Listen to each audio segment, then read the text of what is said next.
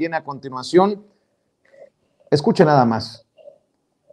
Raimundo Rivapalacio, uno de estos personajes que aparece en el video exigiendo a este gobierno luego del atentado contra Ciro Gómez Leiva, publica en sus espacios: desde el viernes hay una campaña en las redes de cuentas afines a Morena que asegura que el ataque, fíjese nada más cómo es de mezquino este personaje, contra Ciro Gómez Leiva fue un autoatentado, queriendo desviar la responsabilidad, no culpabilidad, de López Obrador y su discurso de odio contra la prensa. Y precisamente publica esta columna que nos mostraba Adriana: los climas matan, presidente. Desde 1984 no había habido un atentado de tan alto impacto en la Ciudad de México contra un periodista como el que sufrió el jueves por la noche Ciro Gómez Leiva, quien a diferencia de Manuel Buendía lo sobrevivió. Todavía hoy hay una controversia pública sobre quién mandó a asesinar a Buendía, y así sucederá en el caso de Gómez Leiva, sin importar el desenlace de las investigaciones que realicen las autoridades de la capital. Lo estamos viendo. Desde el viernes se desató una campaña en las redes sociales en cuentas afines a Morena, donde aseguraban que había sido un autoatentado. Tal despropósito no es nuevo. El presidente Andrés Manuel López Obrador, de manera sutil, y sus principales propagandistas, de manera clara y reiterada, han señalado en otras ocasiones, cuando la violencia abraza más fuerte al país, que es resultado de una acción concertada entre los conservadores y los cárteles de la droga para perjudicarlo. En el caso específico del atentado a Gómez Leiva, La Rayuela, un pequeño espacio editorial que publica diariamente La Jornada, preguntó el viernes: ¿y a quién beneficia un atentado contra el periodista? En La Jornada trabajan varios de los asesores políticos de cabecera de López Obrador, que junto con el equipo de propaganda en Palacio Nacional han señalado que está en marcha un golpe blando contra el presidente promovido por empresarios y expresidentes con el apoyo de los medios de comunicación para descarrilar el proyecto de López Obrador. La pregunta en La Rayuela y las campañas en redes buscan el mismo propósito: desviar la atención sobre la responsabilidad del gobierno federal en el atentado. Yo no sigo leyendo a Rivapalacio porque imagínense hacia dónde va el texto, pero yo le preguntaría a Rivapalacio si entonces él avala lo que escribe como ejemplo, Pedro Ferriz Híjar, quien ahora me quiere llevar entre las patas a mí. Dice, por ejemplo, hace unos minutos: solo paso a recordarles que Vicente Serrano sí tiene seguridad de la Secretaría de Gobernación. Ciro Gómez Leiva sufrió un atentado de muerte. A Vicente Serrano le rompieron los lentes por mamón. Sí, yo creo que para poder ser víctima, que además ser miembro o beneficiario del mecanismo de protección a periodistas no tiene nada que ver con el caso de Héctor Suárez Gomis y que me haya roto los lentes, no. Esto viene de mucho tiempo atrás, pero como son tan grandes periodistas, ni siquiera se dan el tiempo de revisar las denuncias en la Fiscalía General de la República sobre amenazas de muerte que hemos recibido desde hace ya tiempo.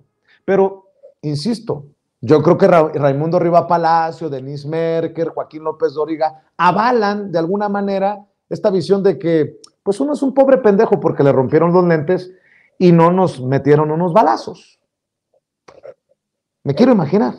Pero para hablar de este y otros temas, sin que yo sea necesariamente centro de esto, déjeme saludar a tres amigos que le entran a la mesa de diálogo de este espacio libre como el viento. Déjeme saludar primero a Norman Pearl, columnista y analista político, amigo, miembro de esta familia Sin Censura. Querido Norman, te saludo con mucho gusto. Buenas noches. Hola Vicente, qué gusto estar nuevamente en el programa. Qué gusto saber que va a estar también con nosotros Marcelino, y también va a estar Hamlet Almaguer, lo cual me da muchísimo gusto, Vicente, y claro, pues siempre teniendo presente que nos está viendo una enorme audiencia, una audiencia crítica, una audiencia inteligente. Déjame saludar precisamente a Marcelino Gómez Brenes. Espero que desde Chihuahua, o que me diga en dónde se encuentra el canijo, que se la pasa también viajando, anda bien ocupado en la recta final del año. Querido Marcelino, te saludo con mucho gusto, analista, miembro de esta familia Sin Censura. ¿Cómo estás, Marcelino? Muy bien, Vicente, saludándote desde Chihuahua. Aquí estamos ya cerrando el año. Un abrazote, saludos a Norman y esperamos ya se conecte pronto Hamlet. Aquí estamos a la orden, Vicente. Ya está listo también, ya está conectado el diputado federal de Morena por el estado de Jalisco, Hamlet Almaguer. Te mando un abrazo, Hamlet. Buenas noches. Muy buenas noches, Vicente. Buenas noches a mis amigos Norman, Marcelino y a la gran audiencia de Sin Censura.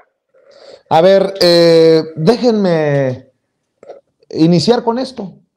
El que parece nado sincronizado por responsabilizar al presidente Andrés Manuel López Obrador del atentado contra Ciro Gómez Leiva, como en su momento todos estos salieron a decir todos somos Loret y de hacerlo víctima del autoritario, nótese mi sarcasmo, López Obrador. Y bueno, ahora hasta una Guadalupe Loaesa pidiendo que se acaben las mañaneras y muchas otras voces. Norman, tan mezquino, lo escribí en redes sociales, hablar de un autoatentado en estos momentos, dejemos que las autoridades investiguen, como responsabilizar al presidente por lo ocurrido contra Ciro Gómez Leiva. Dame tus opiniones, tus comentarios, Norman. Bueno, yo tengo muy claro que un atentado en contra de cualquier persona, por cualquier motivo, pues ya es simplemente un tema muy grave. Eso sucede todos los días en este país. Ahora, si hablamos de periodismo, bueno, Ciro Gómez Leiva no forma parte del periodismo. Él no es periodista. Es un abogado que es un lector de noticias y que se ha enquistado en el mundo periodístico tratando de cumplir con una función que algunos le encomendaron y que aparentemente le ha ido muy bien. Fíjate que yo pienso mucho en ese aparente atentado en donde recuerdo perfectamente bien el tema de Manuel Buendía, recuerdo exactamente en qué estacionamiento lo ultiman, lo matan. Recuerdo también perfectamente bien un nombre raro, ¿no? El Chocorrol, que era quien aparentemente dispara en contra de él, iba en una motocicleta con otra persona, se baja y lo encara en el estacionamiento y ahí lo mata, cuando estaba esperando su auto Manuel Buendía. A ver, yo creo que los asesinos potenciales sabían perfectamente bien cuál era la circunstancia de Manuel Buendía en el 84, si no mal recuerdo. Ahora, ¿qué pasa con respecto a las posibilidades de terminar con la vida de Ciro Gómez Leiva? Bueno, pues aparentemente pues había otras condiciones, ¿no? Es fácil, si tú quieres lastimar a alguien, pues saber cuáles son sus defensas, ¿no? ¿Cómo es posible que le disparen a una camioneta que está blindada y que teóricamente cualquier asesino potencial lo sabría? Entonces, ¿por qué no esperaron, por qué no buscaron ese espacio que les dio Manuel Buendía en su momento, ¿no? ¿Por qué no lo esperaron en un restaurante, a la entrada, a la salida, cuando estaba inerme, cuando caminaba inerme ante sus potenciales victimarios? Entonces, hay muchas cosas que por lo menos te permiten dudar, pero el caso específico de Ciro Gómez Leiva y la victimización que ahora hace y todo el aparato de los medios conservadores, que son prácticamente todos, pues utilizan el mismo discurso, ¿no? Tratan de culpabilizar al presidente y eso es imposible, ¿no? En primer lugar, porque no hay pruebas y en segundo lugar, porque si el gobierno de la República hubiera intentado reprimir al periodismo mexicano de oposición, como se dio tanto en el pasado, bueno, pues hubiera bastado hacer una selección y obligarlos a desistir de sus intentos. Pero no, el presidente ha preferido optar por la libertad de expresión en su más absoluta resplandor, diría yo. Para mí es importante el derecho a la opinión, el derecho a expresar lo que uno siente, ¿no? Lo que uno sabe, lo que uno piensa. Y creo que se están extralimitando una vez más, mi querido Vicente. Marcelino Gómez Brenes, soy el presidente, yo insisto con esto, dice que ninguna hipótesis se descarta, solamente que el represor ya no es el gobierno el que busca reprimir, atacar, asesinar, ya no es el gobierno. Y bueno, abre la posibilidad para que se trate de fuerzas e intereses contrarios a la transformación de México, que estarían, en esta hipótesis, incluso interesados en el atentado para hacer quedar mal a su gobierno o para responsabilizarlo. ¿Cómo ves este caso tan complicado, Marcelino? No se puede descartar ninguna hipótesis, Vicente. Yo creo que la derecha, los conservadores son muy perversos, la derecha partidaria, económica o comunicacional. La vida de Ciro Gómez Leiva les vale madre, Vicente. Lo que a ellos les interesa es el pretexto para poder atacar a la Cuarta Transformación, el pretexto para seguir atacando al presidente López Obrador y salir, como ya lo vimos el día de hoy, en los días previos, pues sincronizados en un discurso que seguramente se los elaboró Claudio X González o alguno de los tipejos que coordinan y guían a la oposición en México. Es lo que realmente les interesa. Si pudieran, entregarían a su madre, venderían a su madre, sacrificarían a su madre con tal de tener un rédito político, Vicente, y por eso no podemos descartar pues ninguna hipótesis. Esto es algo que la derecha ha hecho ya en otros países, son sucesos, imágenes que ya hemos visto que utilizan para poder desestabilizar gobiernos, para poder culpar al presidente en turno, para poder victimizarse, como ahora lo están haciendo, cuando son ellos los victimarios del pueblo quienes han clausurado prácticamente por años el derecho de la gente a la información, a la verdad, y ahora nada más falta lo que ya están haciendo, Vicente, que quieren que se cancele la mañanera, porque obviamente pues es un golpe directo cada mañana, cada vez que nuestro presidente López Obrador informa a sus mentiras, a sus calumnias, y bueno, este era un perfecto pretexto para hacerlo, Vicente. Hamlet Almaguer, diputado, ¿cómo ves esta situación? El presidente dice, ¿quieren que se acaben las mañaneras? Bueno, pues a lo mejor podría haber mañaneras también sábado y domingo, y no se guarda el presidente nada, ni siquiera en estos días, para hablar de voceros del conservadurismo, y coloca a Ciro Gómez Leiva, Joaquín López Dóriga, Denise Merker y a todos estos personajes, muchos de los cuales forman parte de este video que circula profusamente, editado, producido por Televisa, para pues criticar las acciones de este gobierno. Mi querido Hamlet, dame tus opiniones. Pues quieren coartar, Vicente, el derecho a la información que tiene el pueblo de México. La mañanera es uno de los pocos espacios en los que se puede defender el proyecto de nación. Otro, muy claro, pues es el tuyo, Sin Censura, con la transmisión desde muy temprano hasta muy noche, y otros canales independientes, pero son pocos los espacios desde donde se informa verdaderamente al pueblo de México. Y lo que ocurre cuando no hay estas plataformas de información es que se llena a la ciudadanía de fake news, tal como ocurrió con la reforma electoral, que insistieron 1,000,000 de veces en que el padrón electoral se iba a mover a la Secretaría de Gobernación.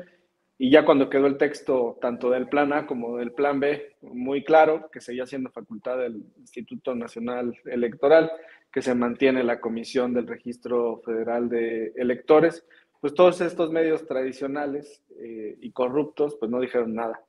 Ahora, yo retomaría solo las propias declaraciones de Ciro Gómez Leiva, donde narra este episodio, y él manifiesta que hubo una actuación muy profesional e inmediata por parte de las corporaciones de seguridad de la Ciudad de México, una ciudad que ha avanzado mucho en los últimos años en el combate a la delincuencia, en la reducción de delitos de alto impacto, con tasas que ya son menores a las que se viven en muchas ciudades de Estados Unidos, incluyendo, por ejemplo, San Antonio o Miami.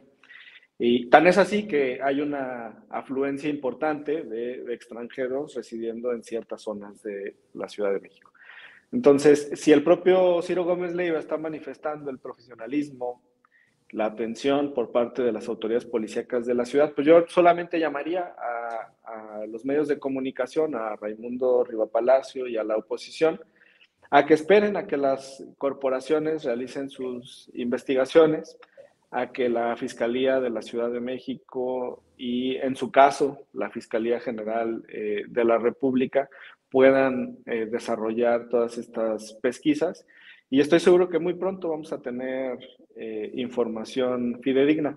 Por lo pronto, pues yo los llamo a estar en paz y tranquilidad. Son días de introspección, de razonamiento, de valoración de lo que se ha realizado durante este año y los planes para el que sigue, y también de paz y de armonía en nuestro país.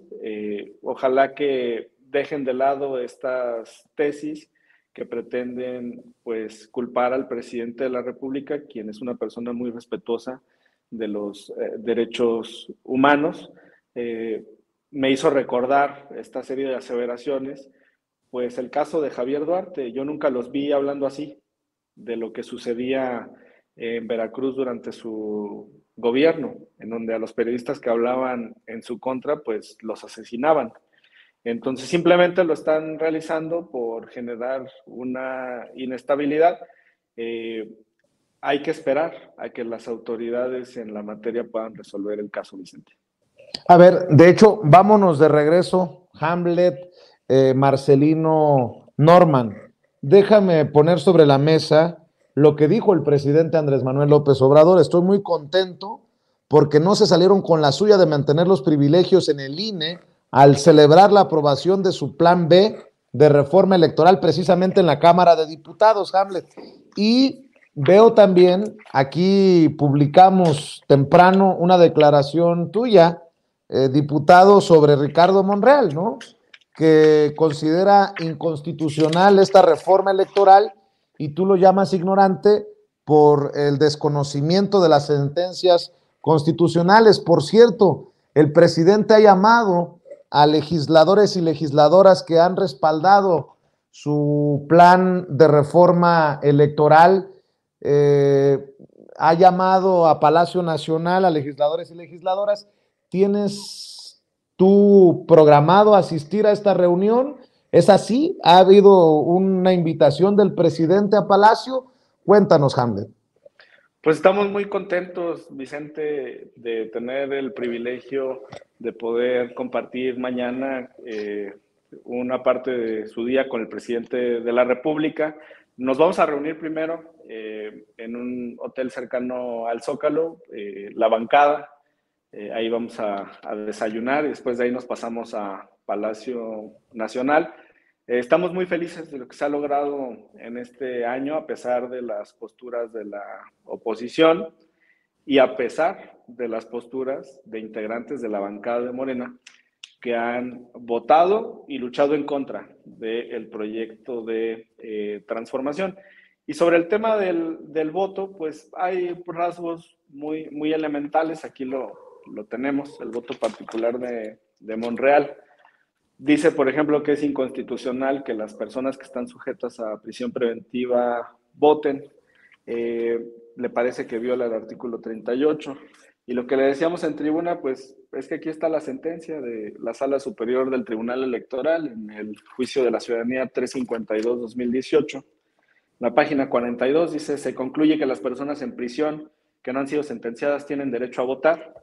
El INE implementará una primera etapa de prueba para garantizar el voto activo de los presos no sentenciados antes del año 2024 y luego da los lineamientos. Dice que tiene que ser una muestra representativa en todas las circunscripciones, en diversas entidades federativas, en reclusorios tanto varoniles como femeniles, e incluso la sentencia le da vista a los congresos de los estados y a las cámaras federales, a la Cámara de Diputados y al Senado de la República. En otro apartado de su voto particular, dice el senador Monreal que se viola el derecho a la secrecía del voto porque las personas que están, así las denomina, postradas o con discapacidad permanente, sean auxiliadas para votar. Y pues hay una convención de los derechos de las personas con discapacidad. Y en su artículo 29, inciso A, fracción tercera de los derechos político-electorales, Dice, los estados garantizarán la libre expresión de la voluntad de las personas con discapacidad como electores, y a este fin, cuando sea necesario y a petición de ellos, permitirá que una persona de su elección les preste asistencia para votar. Dice Monreal también que se viola la certeza y seguridad jurídica porque se recorten las campañas, que se genera una desigualdad en la contienda. Manifiesta que hay una violación a la geografía electoral. Yo nunca había escuchado que hubiera un derecho a la geografía electoral. Dice que debe haber una estructura permanente que dibuje mapas de secciones y de distritos. Desde mi perspectiva, eso lo puede hacer cualquier software o se puede contratar personal cada 3 años para que realice la definición de estos límites geográficos. Se podría apoyar en el INEGI, por ejemplo. Dice que es regresivo, que se permita a los mexicanos en el exterior el voto electrónico. Yo digo que es expansivo porque si hay alguien que está habituado a la tecnología son ellos. Su vida diaria en Estados Unidos implica el uso de tecnología. Menciona también que hay una violación a la paridad de género si se permite que los partidos se definan de manera autónoma, que tengan autodeterminación. Pues esta es una interpretación incoherente, los partidos van a respetar la paridad, eso es una obligación constitucional. Dice que es incorrecto que cuando la Suprema Corte conozca de un asunto electoral, los demás tribunales se abstengan de conocer de este asunto. Eso se realiza para prevenir un conflicto de sentencias. Trae muchas incoherencias este voto particular. Hay una parte en la que se queja incluso de la reducción de los salarios de los consejeros y los magistrados. Esto me parece pues particularmente contrario al espíritu de esta reforma y de la lucha de la Cuarta Transformación por aplicar el principio de austeridad republicana. Entonces, bueno, son algunos de los aspectos de este voto particular. Yo me siento muy tranquilo porque si la oposición llega con estos argumentos a la Suprema Corte, pues es claro que la reforma constitucional va a sobrevivir. Hay una parte del voto que llama mucho la atención, que está en la página 15. Dice que se deja en manos del propio Consejo General la definición de decisiones muy relevantes, como el número de oficinas auxiliares, el tamaño de la plantilla de los trabajadores, las percepciones de los funcionarios administrativos y especializados. Pues yo no sé qué espera. O sea, si para él es excesivo que el Consejo General tome las decisiones más importantes, pues sería algo similar a decir que el Pleno de la Cámara o del Senado no deben tomar las decisiones más importantes al interior del poder legislativo. Y bueno, así está el voto, lleno de incoherencias, de contrariedades a la Constitución y a los tratados. Y es una manera muy vieja y retrógrada de enseñar el derecho. La verdad, mis sinceras condolencias a sus estudiantes porque, pues, ¿qué clase de derecho constitucional les está enseñando, Vicente?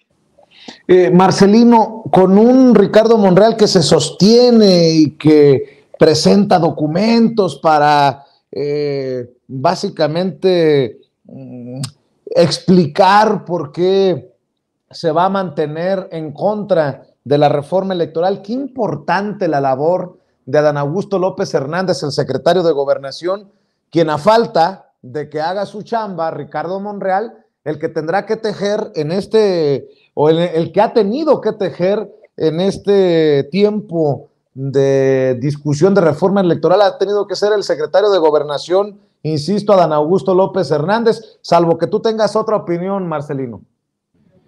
Claro, Vicente, lo que le queda grande a Monreal, el secretario de Gobernación, Adán Augusto López Hernández, lo saca como si fuera cosa de todos los días. Ha hecho un trabajo impresionante en esta labor política, en esta labor de convencimiento, de organización y de unidad para poder sacar las prioridades del presidente López Obrador, tanto en la Cámara de Diputados como en la Cámara de Senadores. Lo que está cabrón es Hamlet, que hizo muy bien la tarea, Vicente. Yo creo que aquí en el movimiento, aparte de pedir la expulsión inmediata de Ricardo Monreal, vamos a pedir que las horas clase de Monreal en la UNAM le sean transferidas a Hamlet, y por ahí no vaya a ser también propuesto como consejero para el Instituto Nacional Electoral en la próxima selección de los mismos. Es un verdadero legislador, un verdadero cuadro de nuestro movimiento, como deben de ser todos, Vicente. Por eso la importancia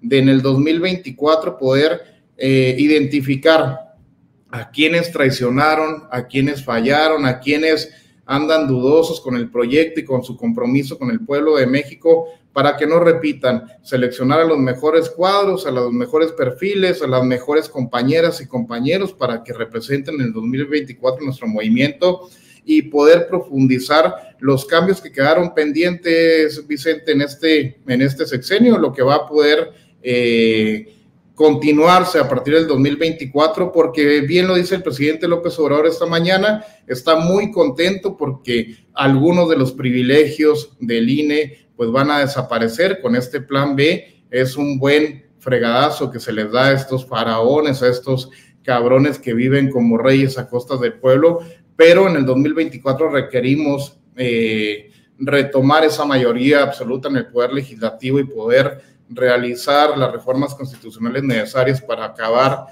ahora sí, desde raíz con todos los privilegios, con todos estos bribones que siguen enriqueciéndose a costa de la gente, Vicente. También escucho tus comentarios, tus opiniones, Norman Pearl.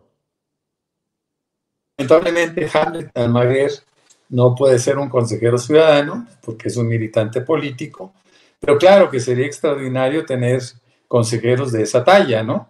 Creo que lo preferimos como senador y eventualmente que en el futuro pudiera aspirar a la gubernatura de Jalisco. Gente como Hamlet es importantísima, ¿no? Un hombre estudioso, un hombre comprometido, siempre tendrá una posición muy superior, muy por encima de aquellas personas que llegan en condiciones de dedazo, en condiciones de cuotas de grupos políticos, ¿no? Bueno, eso es por parte de Hamlet Almaguer, esa es mi posición. Yo creo que el caso Monreal, y ciertamente es un poco patético, ¿no? Porque, por supuesto que la reforma, la opción B, ¿no? O el plan B en esta reforma electoral, en este entorno que se está manejando, pues seguramente fue revisado por constitucionalistas, incluyendo al mismo Hamlet, incluyendo al personal jurídico de la presidencia, y claro que podría la Suprema Corte de Justicia de aceptarlo o rechazar su inconstitucionalidad, podría poner en evidencia a Ricardo Monreal como un maestro en el derecho, como un doctor, perdón, en derecho y profesor universitario. Parece que puede ser un poco temeraria la posición que está tomando Ricardo Monreal en aras de coincidir con el voto de la oposición prianista o macprianista. De tal manera que yo creo que se van de alguna forma aclarando las posiciones. Mira, esta mañana tuve ocasión de ver la mañanera de manera integral, y a pregunta de una reportera, el presidente contesta sobre la condición de Ricardo Monreal, de por qué no debe ser eliminado. Dice, no, déjenlo así como está, no me opongo a que lo quiten, ¿no? ¿Por qué? Porque ciertamente ya no representa al partido, ya no representa al proyecto, pero es una buena posibilidad de evitar, lo dijo el presidente, de que se pueda crear un clima de linchamiento en contra del gobierno y del partido por su potencial remoción. Y dijo, bueno, eso que lo arreglen los senadores, yo no estoy de acuerdo, yo quiero que siga. Pero fíjate lo que está mostrando el valor real que ahorita tiene Ricardo Monreal para el legislativo, es decir, específicamente para la Cámara de Senadores. Le está asignando una posición de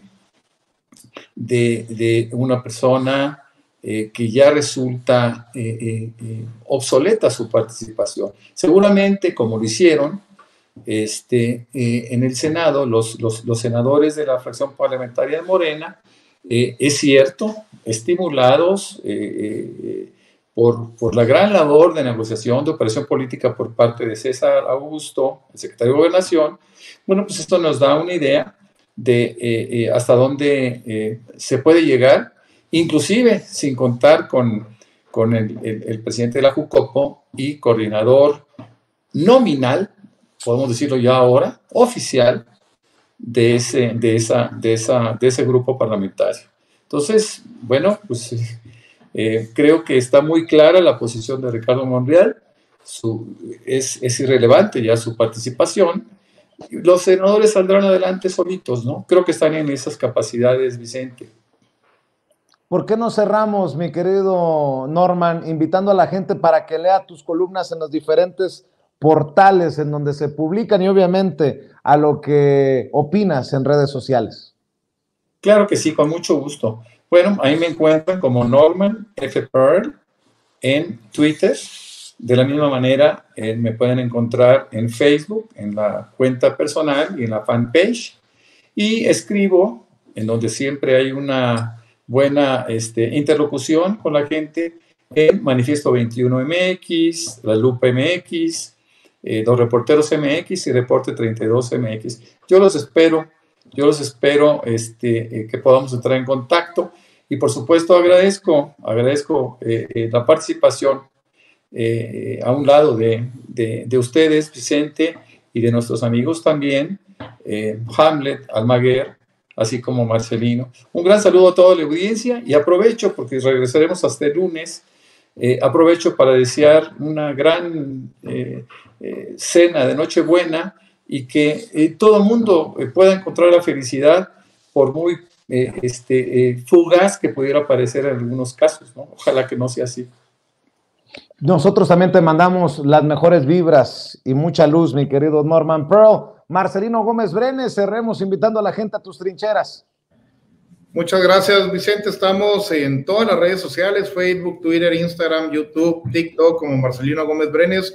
Te mando un abrazote a ti, a Norman, a Hamlet, a toda tu audiencia, y aprovechando igual que Norman, ya nos veremos hasta el próximo lunes. Una feliz Nochebuena, feliz Navidad, y que sigas siendo ese gran periodista aliado del pueblo que eres, Vicente. Un abrazote. Gracias, mi querido Marcelino. Hamlet Almaguer, diputado. También hay que invitar a la gente a tus redes sociales en donde muchos se informan. Muchas gracias, Vicente, por la oportunidad. Si me permites, pues quisiera agradecer los comentarios tanto de Marcelino como de Norman. Pues me siento muy privilegiado de formar parte de la bancada de Morena y de formar parte de una generación que está impulsando la transformación del país. Pues ahí está Andrea Chávez, Itzul Barrera, Julieta Ramírez, Emanuel, Fabio. Somos muchos legisladores jóvenes y actores políticos, consejeros del movimiento que estamos luchando por esta transformación. También, si me autoriza el comercial, Vicente, yo sé que mucha gente involucrada en los asuntos públicos ve tu programa, que hay académicos, hay estudiosos que siguen a Sin Censura. Yo quisiera invitarlos a que se registren como candidatos a consejeros del INE. El proceso se abre del 9 al 20 de enero, es el periodo de inscripción, y el 6 de febrero se realiza el examen, que consiste en Derecho Constitucional, Gobierno, Derechos Humanos y Derecho Electoral. Son cuatro rubros. El 50% mejor evaluado pasa a la siguiente etapa, Vicente. Es importante no dejarle estos espacios a los supuestos estudiosos de derecha, que participe la mayor cantidad de interesados posible para poder transformar a nuestra autoridad electoral. Y me encuentran en Twitter como Hamlet-Almaguer. Muchas gracias por todo. Te mando un abrazo, Hamlet, un abrazo, Marcelino, un abrazo, Norman. Nos vemos hasta después de Navidad, hasta después de Nochebuena. Gracias, nos vemos el próximo lunes.